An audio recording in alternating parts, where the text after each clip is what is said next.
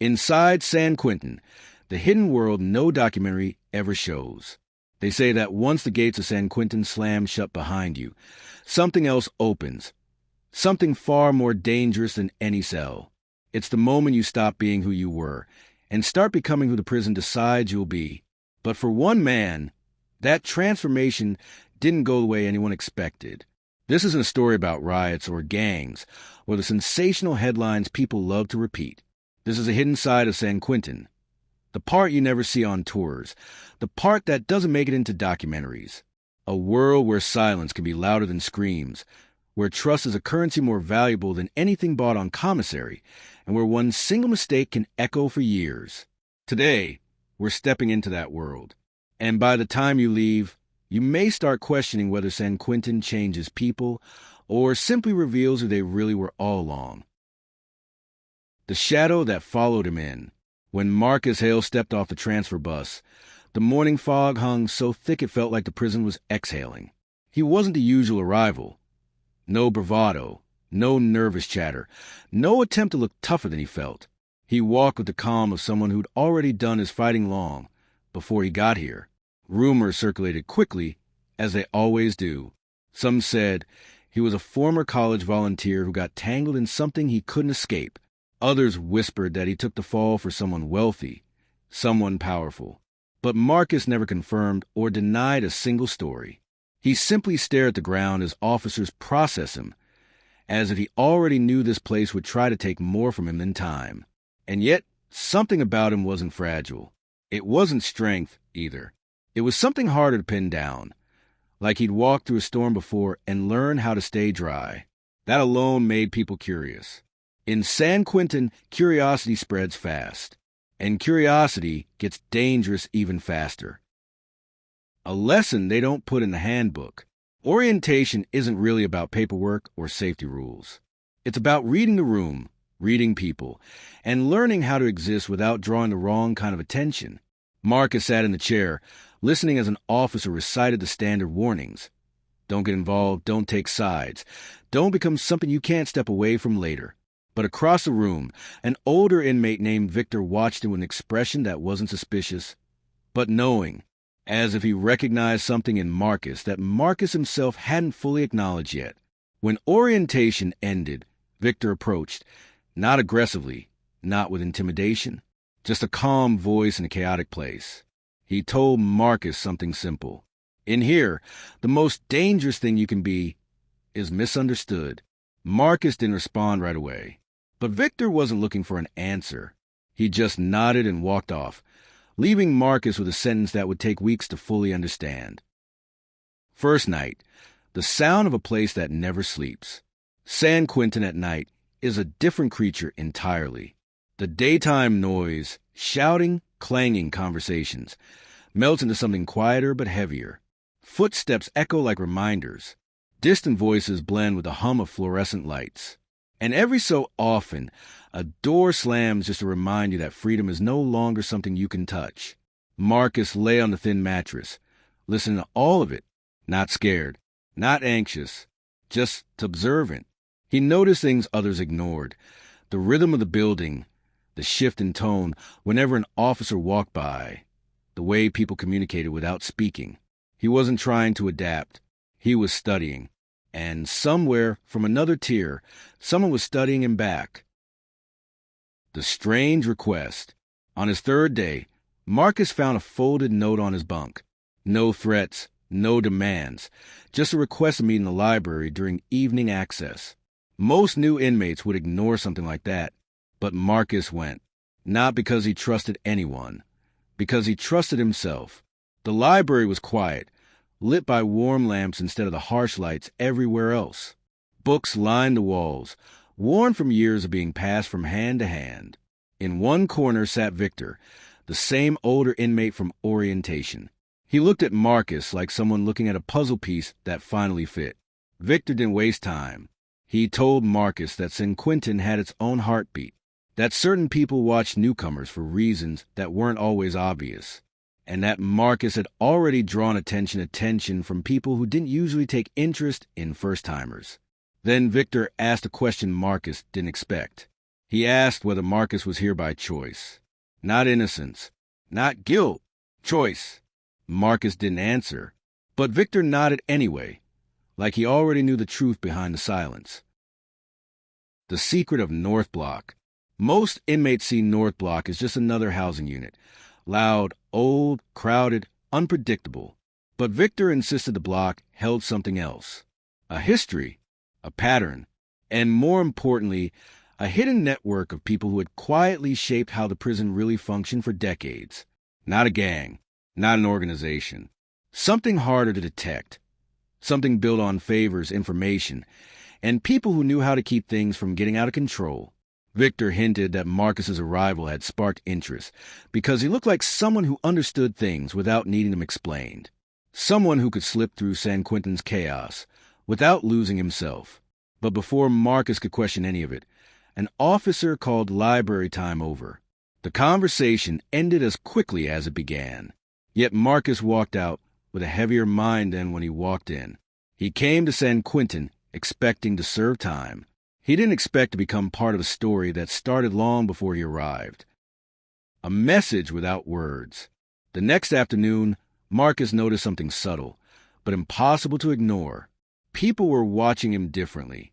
Not hostile, not welcoming, just measuring. As if each person was trying to determine whether he was part of something unseen. He hadn't joined anything. He hadn't met with anyone except Victor. But in San Quentin, perception spreads faster than truth. Later, as Marcus walked the yard the first time, someone passed by him. A quick brush of shoulders, a subtle nod, a quiet phrase slipped into the air so softly, he almost doubted he heard it. You're in the wrong place for keeping secrets. Marcus didn't react, but he felt it. Whatever was unfolding around him, it had already begun. The yard, where silence has a price. The yard at San Quentin has its own unwritten rules, its own choreography. People walk in paths that repeat day after day, almost like they're following lines only they can see.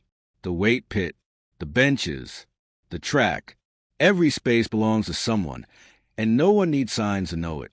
Marcus didn't come to stake territory. He came to observe. He walked alone, moving with controlled steps, not too slow, not too fast. Every now and then he caught sight of Victor across the yard, never close enough to talk, but positioned like he was monitoring the environment, not the people. But it didn't take long for Marcus to notice something else. People weren't watching him because he was new. They were watching because they expected something from him. Something he didn't understand yet.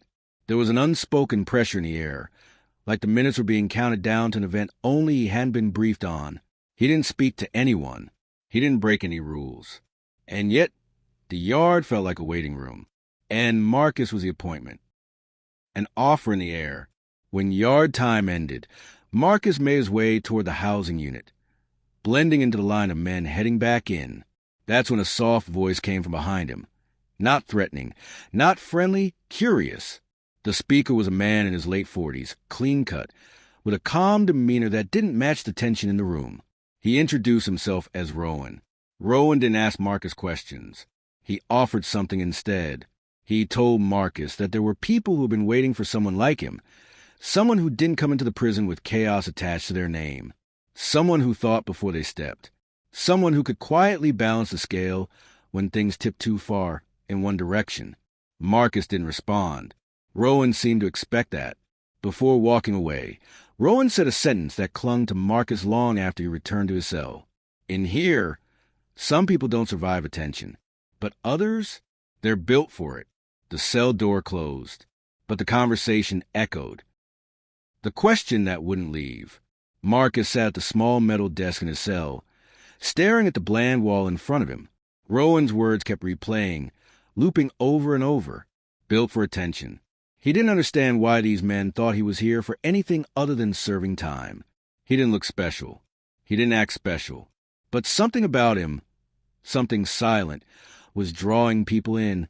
Then again, Marcus had always moved through life in a way that made people try to define him, even when he refused to explain himself. His calm wasn't performance. It was a shield, a survival skill that started long before the prison gates. But now, it seemed to be working against him. If people kept seeing him as someone strategic, then strategy would find him, whether he wanted it or not. Night shift visit. Most nights in San Quentin follow a predictable rhythm. Lights dim, conversations fade, the prison settles into a low murmur. But on this night, Marcus heard footsteps approaching his cell, slow, deliberate, outside normal patrol patterns. Then a voice, low and calm, spoke through the bars. It was Victor. He didn't enter the cell. He didn't whisper. He spoke like he was delivering a message Marcus needed to hear, even if he wasn't ready to understand it. Victor told him that Rowan wasn't dangerous, but he represented people who liked to influence outcomes quietly, people who treated the prison like a chessboard, always thinking 5 moves ahead. Marcus didn't want to be a pawn. But Victor said something that kept him from dismissing the warning. There's no such thing as being uninvolved in here. You're either choosing your place or someone is choosing it for you. Marcus remained silent. Victor nodded, as if silence itself was the answer he expected. Then he walked away, his steps fading into the hallway, until all Marcus could hear was the steady hum of the prison breathing around him. A pattern emerges. Over the following days, Marcus noticed a pattern, subtle but impossible to ignore. People who normally didn't interact with newcomers gave him small acknowledgments, a nod during chow, a brief glance at corridors, a moment of unnecessary caution when passing him on the steps. It wasn't fear, it was evaluation, as if Marcus was part of a test no one had formally introduced him to. The more he watched the prison, the more he realized that the structure everyone focused on, the officers, the rules, the routines, was only the outer layer. Underneath was a second system, invisible and quiet, made of people who pulled strings in ways that never reached paperwork. And somehow, Marcus had landed at the center of it, not because he volunteered, but because someone believed he belonged there. The library reunion. 1 week after the first meeting, Marcus returned to the library, not because he received another note, but because something told him answers were hiding between those quiet shelves. Victor was there, reading an old, faded book with worn corners. He didn't greet Marcus with surprise. He simply closed the book, as if he knew Marcus would appear eventually. This time, the conversation wasn't cryptic. Victor spoke plainly. He explained that the tension Marcus felt wasn't a threat. It was anticipation. For months, San Quentin had been on the edge of something unbalanced. Conflicts that almost started but never fully ignited. Disagreements that simmered without boiling over. A quiet instability, waiting for a reason to tip. And then Marcus arrived. Someone with no past alliances, no reputation, no trail of trouble. Someone who could be placed into a role without igniting more chaos. Victor didn't say what the role was. He didn't have to. Marcus could feel the weight behind the words. But he also made something clear. You don't have to be part of anything. But refusing to choose will be seen as a choice. And that choice is rarely the one you want. Marcus left the library with more questions than answers. But for the first time, he understood the shape of the storm forming around him. The shift in the air. By the next morning, the atmosphere changed. Not in a dramatic way. There was no shouting, no chaos, no sudden disruptions. It was quieter, too quiet. Even the officers sensed it. Their usual stern voices softened, their patrols more frequent, more attentive. Like everyone felt something invisible moving through the prison corridors. Marcus could feel it too. Not danger, attention. And in San Quentin, attention spreads like wildfire. You don't see the flame until you smell the smoke. A decision that isn't a decision.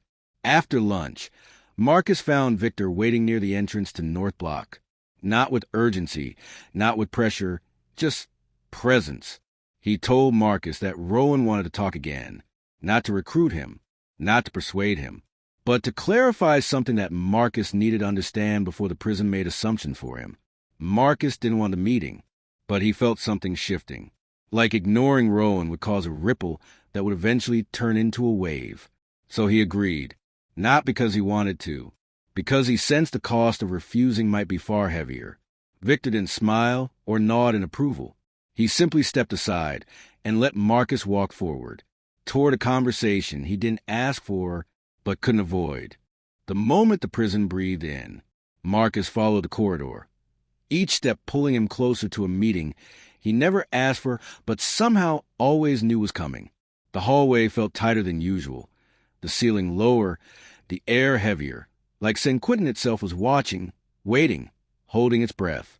When he reached the doorway where Rowan was waiting, he paused, just for a second, just long enough to feel the shift inside himself.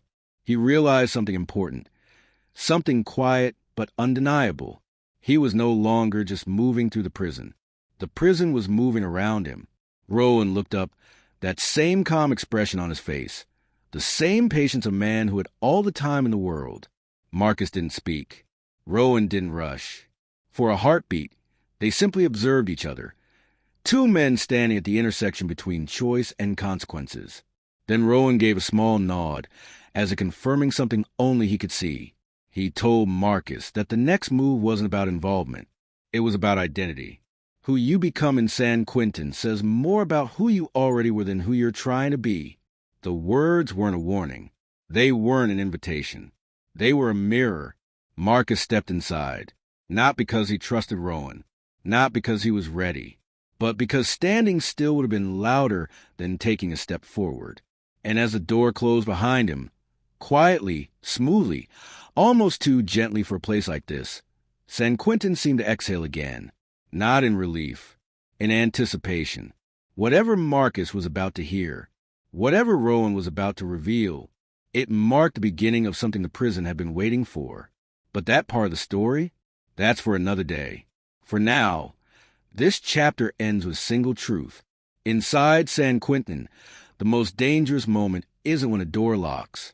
It's when you realize it wasn't the door that trapped you. It was the choices waiting behind it. And Marcus Hale had just walked straight into one.